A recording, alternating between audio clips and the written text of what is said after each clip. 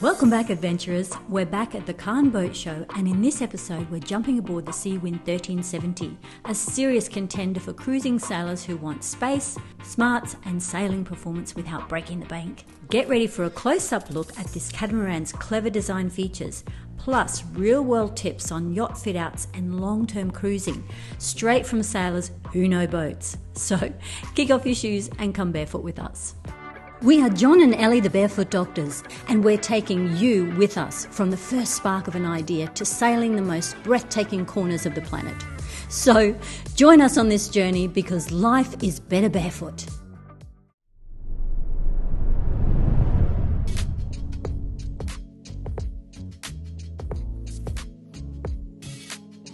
Okay, we are very excited to have a tour of the Seawind 1370 with Mike Reeves. Hi John. Yeah, Hi good there. to see you. The 1370 is a phenomenally successful boat. Do you want to tell us why? Yeah, I guess a number of reasons. It was an evolution of everything that we do at Seawind in terms of the whole concept of the twin helm setup, the open plan living, the wonderful sort of entertainment spaces. So when we developed this product, it was just hitting the sort of the market at the right time, with the right size, the 45-foot range. I think there were a lot of people that wanted this sort of size of boat, whether it's even just our own Seawind base. There were a lot of people that had been sitting on a 1260, had that for a number of years, looking for something bigger. Maybe the 1600 was too big. It was just going into the COVID period where everyone realised that life's too short, need to go sailing. We also had Ruby Rose coming in. They had hull number 2. So it's just the perfect timing for a whole range of reasons. So yeah, incredibly successful in terms of the sales in that early stage. And obviously, because it's just a fantastic boat.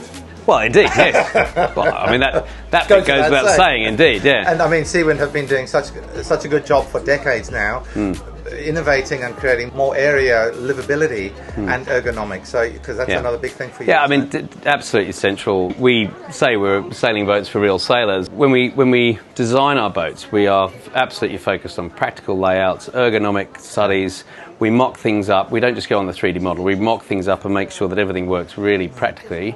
And then we also have a sort of a focus a little bit more, because we're not designing for charter boats, we prioritise different things perhaps than other brands might do. And yeah, we give practical sailing layouts basically that work really well. So it's interesting presenting our boats in Europe now, because we're still relatively new to the European market, and people come on and they're comparing us to other French-built cats. And one of probably the most unique things is our helm layout, which is very different to some of the other boats. And when you're developing a boat like this, if you put the helm position here, I mean, I'm ultimately standing inside, my footwell here is encroaching on that starboard aft cabin, right? So, if you were building the perfect charter cat, you wouldn't do this, because you'd want interior volume, headroom, and you wouldn't want this footwell encroaching on that, because you need 4 equal-sized cabins and 4 large bathrooms and maximum revenue, all that stuff. We're not focused on that at all. But it's interesting that because you don't, you produce a good boat, and a lot of your boats are in charter anyway. Well, they are, yeah, that's true. That is true. It's not our focus, and anyone that's buying a Seawind that puts it into charters, they're time poor, and they want to get some revenue in, but they still have the dream of what our private buyers are doing, which is, I want to go sailing on my Seawind. So they might be doing on a 3-year charter plan, and they'll take it out. But yeah, so I mean, I'm right in the space of in the centre of the boat, and if you're going to prioritise interior volume, you've either got to go up or you've got to go out, okay?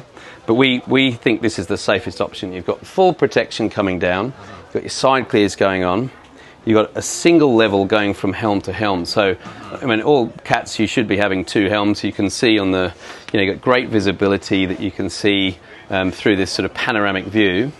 If you want to sit up on the side here, you can sail, looking to windward. The beauty of the single level is if you've got that sort of, you've got your you've got your screecher or your jib on your leeward side, if you want to be able to duck through and have a quick look, you've got a single level. I can see really clearly what's going on, come over, and you've got full visibility. So it works really well. Good view all the way through, actually, haven't you? Indeed. The way around. Yeah. And really, I mean, and sort of coming back to how we prioritise our design inputs, 90% of our customers are cruising couples. Yes, we've got a beautiful owner's cabin there. We've got a fantastic guest cabin on the starboard forward. and then we've got the aft cabins, which are a lower priority. So we put these in, and it's the safest helm position we can get for a couple, because if you're doing a night passage, if Ellie's on the helm and you might be sleeping on the drop down night watch bunk that you can have there, you're in direct eye contact, so you can raise someone very quickly. They can't fall anywhere. There's nowhere to go. No, absolutely. If you do have a flybridge helm position, you actually you have this beautiful space, and you invite all your friends, family, whatever it is that you do, and then you isolate yourself. You're in you're up on the top there. You're low down to the centre of gravity in this position. Yeah. You can see everybody that's on your boat, and it just works for entertainment space. Yeah. Moving into the galley. On a cat as opposed to monohull, you're not dealing with this, but you are, you're having to, you can wedge yourself in. Yeah, that's right. Because it's more this motion when you're driving up and down waves that's it's a nice secure space. And the joinery, as always, is absolutely spectacular. We've seen your... You went to the timber shop, yeah? You went to the factory recently, and it's a great space going through there. You see how our guys really, they go from rough cut timber, machining it all down, and they do a great job. It's a hard working team. We've got about 80 guys working in a timber shop. The outcome is you get this beautiful handcrafted timber work, and the high volume producers can't do that. Yeah, that's our, we've got a competitive advantage there. Yeah. There's not so much of the we don't have iron-on edging finishes and machine cut stuff. It's handcrafted joinery work, and I think it shows. People that appreciate it can see that. So yeah, it's a really high quality finish. Nice soft corners everywhere. The composite top as well. We do a Corian bench top as well, but this is actually this is a composite finish that we've been doing for years. It's a fiberglass finish, but it has a black speckle that we put through it. Bit of a magic trick to doing that, putting it in with sort of black gel coat chips, and but it's very hard wearing. It's actually harder than the Corian. Yeah, it works well. Looks good. Yes, yeah, lighter, harder wearing. Yeah, I'd take this if I was to spec a boat. Lots of storage, probably all full with boat show stuff away bits, but yeah. All of our Seawinds have got a bit of an interesting table set up. As it is at the moment, this can drop down to be a bunk, and it hooks into these little clips. You've got a foot clamp down there. You can then swing it around. It's an offset table leg. You clamp it with your foot here, and you can work on a laptop quite comfortably. Right. You can spin it around, and if you want to, you can then drop it down. Wow, that's but clever. If you've got lots of people on board, you can sit and get access quite easily. Yeah. You can bring the sliding seats there, or you can have it tucked out of the way. You just clamp it down again. And then this customer's got the TV option. Yep. So all of our layouts are the same. Port side is the owner's cabin, full length of hull, and storage everywhere. Essentially, if you fill the storage in this boat, then the boat's going to be too heavy, to be honest with you. But we've got, there's lockers everywhere, but it's, it makes for very comfortable living, right? Our interior designer on this project, Miriam, did a really nice job of just appointing sort of this nice soft furnishings and just giving it a nice amount of warmth. The lighting, I think she did an exceptional job. The bunk height is such that when you're sort of when you're lying flat, looking through your feet, just straight through the nice panoramic window, nice views. And then we've got, we've got blinds that come down, ocean air blinds, which are pretty nice, all concealed. And then you've got a full walk-in wardrobe as well, and full height hanging locker, and then storage bin below too. This boat's got twin aircon, so it's a 24-volt aircon system. They're running off the DC system, therefore, so you haven't got to go through the inverter. Nice and efficient, and the aircon vent you either divert up into the saloon, or you can bring it all so it's in here. But it drops the temperature down pretty quick, actually. They're very powerful, 16,000 BTU, one on either side of the hulls. If you were to run them throughout the night, you'd probably end up on 40%, 45%, something like that, remaining, which is fine. And then if you've got sort of good weather, then the solar will bring that up during the day. Or if not, you can run your motors, and with the high output alternators, you can kick in 360 amps in 24 volt if you need to. We don't really install generators anymore. No. Lots of, again, hanging space, storage space. There's heaps. So you've got a nice large bathroom in the aft here, owner's side. When you're sailing, you can have the starboard side as the guest side, and you can keep this as the owner's bathroom if you want to, but I mean obviously it's pretty big and generous. You've also got the seat at the back there, so if you want to sit down at the back when you're having a shower after a heavy sailing session. And that's also the access for the servicing the sail drive there. So you can access the oil change. And so the nav station here, pretty high spec boat, this one, a hull of 5. The owner was pretty techie kind of guy, likes to have a fair amount of equipment, still very much connected daily, and his sort of business stuff as well. So he's gone for a 16-inch chart plotter, which on that size chart plotter you get an HDMI outlet. So he then runs it to just a normal LG monitor. He's got the ZC2 unit, which is basically, it's like the right-hand side control bezel from the B&G. So he selects that, it becomes a repeater. He can then control a nav screen on there. But then he selects the alternative input and he can connect to his laptop or whatever it is. Right. He's also got the autopilot control here. So for being on watch, this is a great location. You can see out, it's nicely set up ergonomically, so you can see out the front there. HF radio, becoming a bit of a rarity these days. And then C-Zone full digital switching. Vespa Cortex, water maker, and we've got the Webasto diesel heater as well. So hot water and room heating. Wow. Essential to Seawinds. We've had these for many years, and and you can see there. Obviously, we've had a bit of rain, but it's still fine. You know, you've got to have it pretty wet, and you can have it at a different whatever height you want to. You just jam it off. Yeah, works well. You can either have it as a double freezer, or you can have a fridge/freezer, depending on how you set it. We've got the bar fridge in the end of the island there, and then there's an additional fridge freezer in the cockpit if you wanted to, for extra space. And you know, for full blue water cruising, that's a nice addition.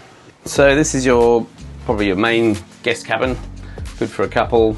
Nice double bunk up there. This configuration we've got here is what we call our utility space.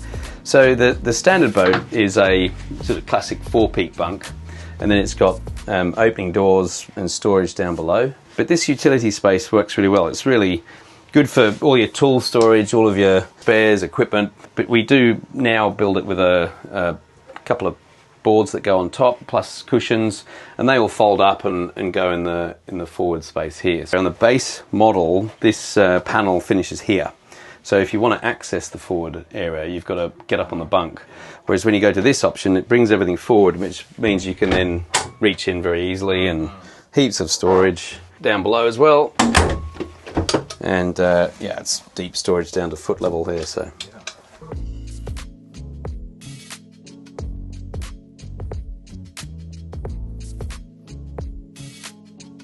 So up in the top there, you'll see the Daewoo Mini washing machine, working really well actually. That's just a nice size for, you get 3.5 kilos. It's good size for cruising couple, or even we've got guests on board.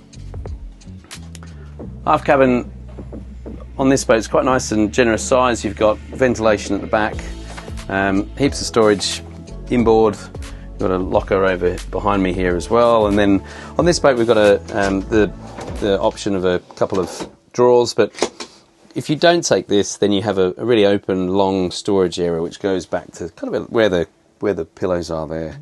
Seen as you can put in a 24 volt or 12 volt additional fridge that fits in the gap there, which is quite nice. And then we've got a folding door here. Yeah. And then again, you've just got additional storage here. So central to our Seawind design that we've been doing since really the 1160 came out in 2004 when we had this first trifold door arrangement, and we've carried it over onto the 1260 and 1370, 1170. It's just great. So I'll give you a demo how that works. So we drop that down. It's all just done by hand, very easy to do. There's really not much to go wrong on this. It's a nice basic, it's just a hinge and a line. Drop that down. But then it's just a simple case of having it unfold. And there you go, you're all closed out. really, these boats, when you're sailing in rough conditions, it's amazing how much you can sail with having that door up, because you've got so much protection. I mean, you get sort of greenies going right the way over the top, and people still have the doors up. It's fine. So, but if you are in heavy conditions, if you think you've got sort of any risk of a following sea, then perhaps you'll have the door closed. Or if it might be that you're running like this, just with one door open. Yeah. And what's quite cool on this, if you come down and have a look on this side, have a look at this door hinge. So we needed to, with the larger trifold doors, we wanted to keep the weight down. So we did quite a bit of R&D, and we've got these super cool carbon hinges, as opposed to having the older style big heavy stainless. So we managed to keep the weight down on this door. And I'll just do the same in reverse. Ready? Thank you.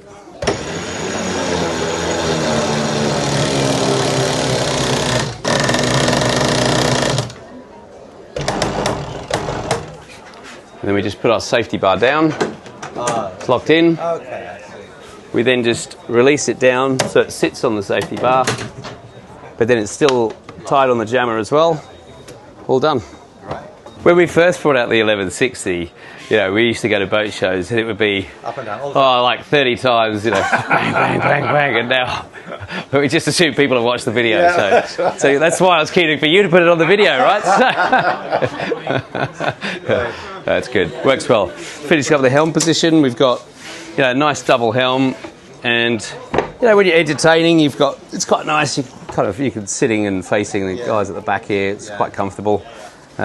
We've also got in the back here, we've got this one's set up, so it's a ice box as standard. It's got it's solid foam, so it's really good insulation. And then this customer's got a fridge freezer, so you can dial it up or down for either. But for long range and provisioning, great. With this model, was the first time we went to this grey tone on the roof. The whole setup here is all about nice big flat space, empty decks by getting all those lines underneath. Running rigging runs underneath, but you've got obviously drainage because it's in a low point, so you've got drainage out over the side, and it keeps the decks nice and clean and free from all the rigging. So Screecher we've got sat here that's already rigged, and then you've got an asymmetric spinnaker that runs off the bowsprit. Right. Yeah. All nice flush mounted deck hatches, heaps of storage. This is a nice big sail locker, but it's all sat on a net, so everything's suspended. This is big enough to put your rope lockers, fenders, mooring lines. So really deep storage.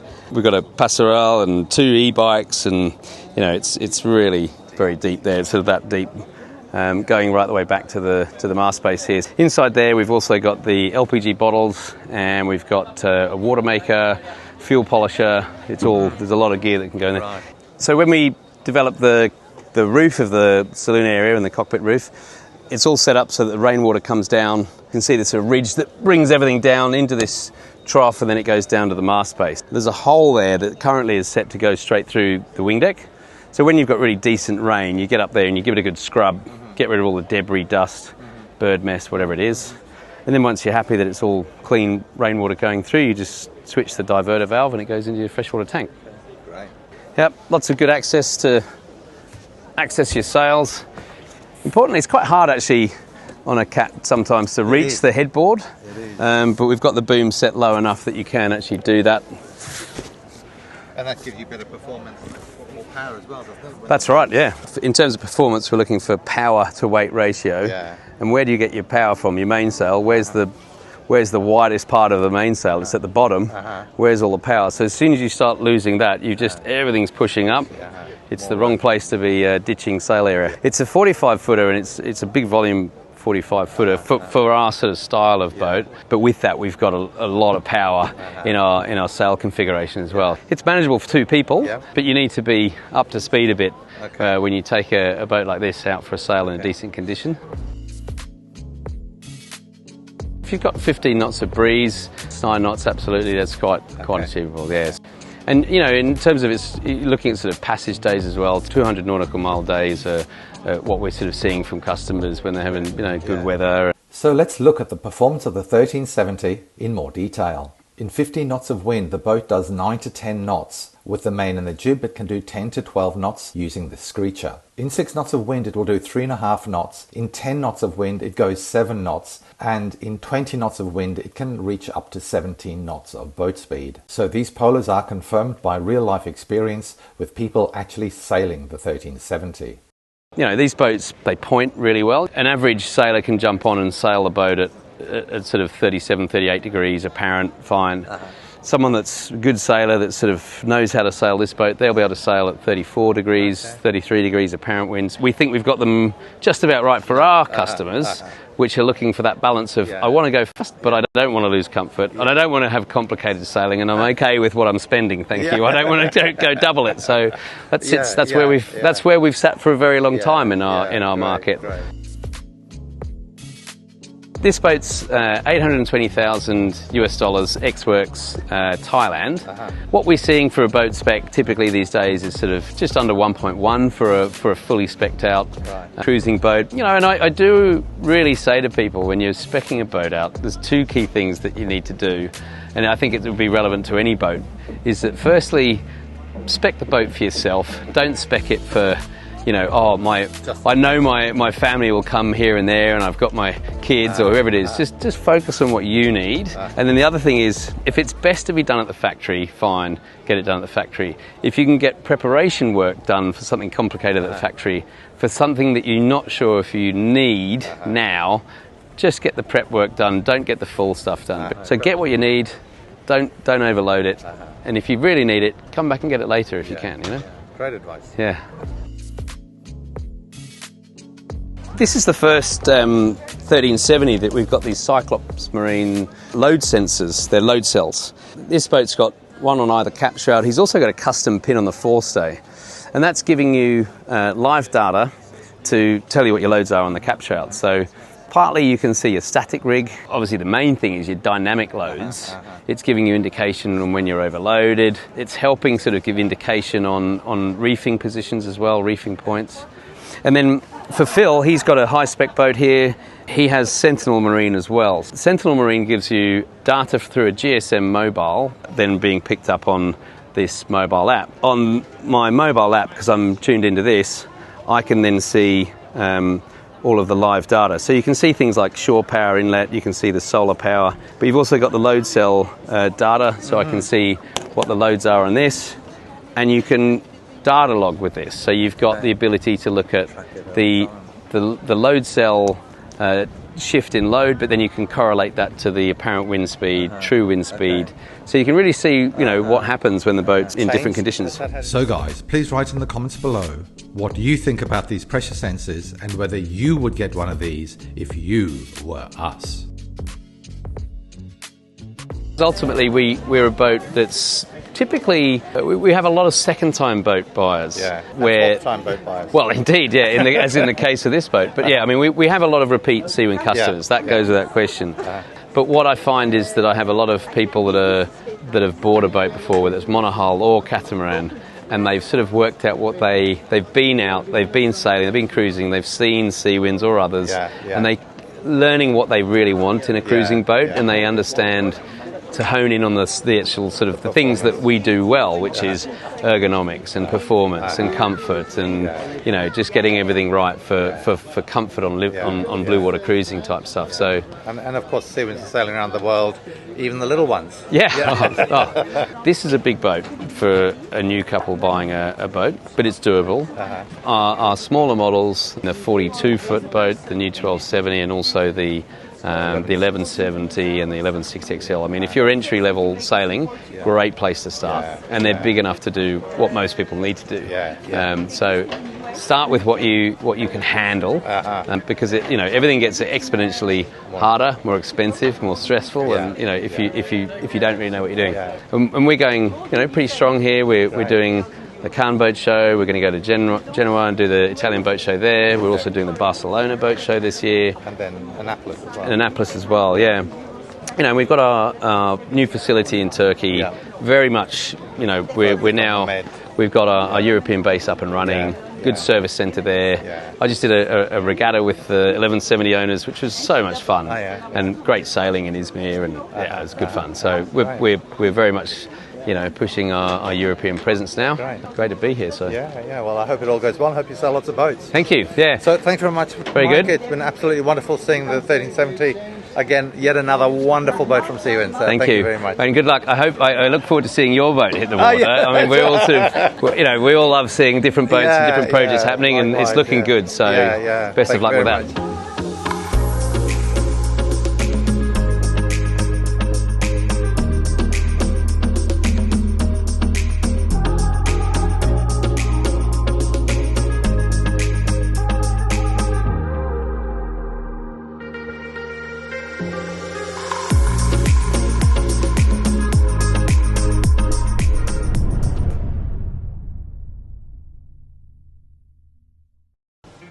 We hope you enjoyed this week's episode, and thanks to our awesome Patreons whose money helps us save lives around the world.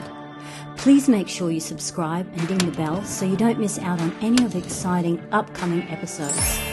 Hold on to your dreams because like the wind in the sails, they propel you towards endless possibilities.